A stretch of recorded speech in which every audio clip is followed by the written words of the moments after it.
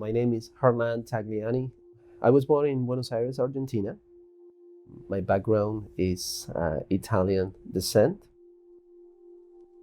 Basically, Buenos Aires was formed and founded by immigrants.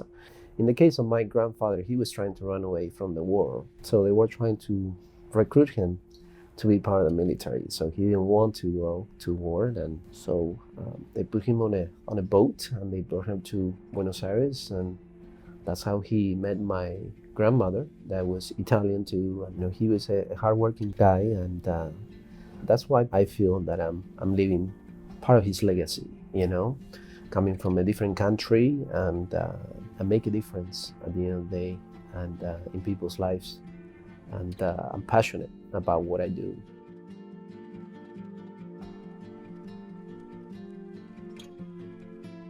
One of the best risks that I took in my life is to find love.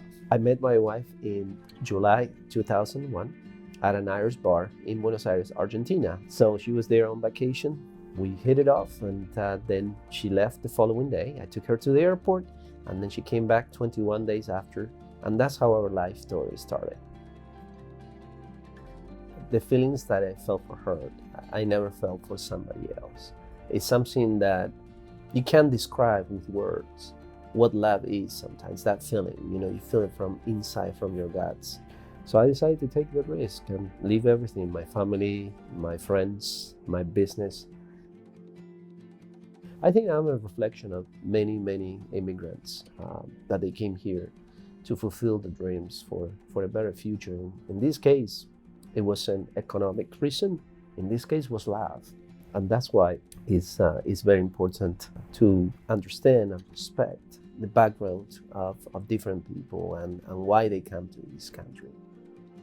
The first time I came to the US, my English was very broken. So when I landed in Atlanta to take the flight from Atlanta to Orlando, as I was coming from Buenos Aires, I was going through security. So the officer at the time, security, he told me I had to take my shoes off and I had to take my belt and I had to put it on the plastic tray so they can scan it. Well, I didn't understand what he was telling me. So what I understood is that I had to strip dance. So I started pulling my pants down and he realized what I was going to do. So he interrupted me and said, "Please, sir, don't do that. All I'm asking you to do is to get your belt and your shoes and put it on the tray." And I will never forget that. The problem with people is the lack of communication. That's what it boils down to me. People don't know how to communicate. I am a Hispanic communication expert and business speaker. I also own an multicultural advertising and digital firm.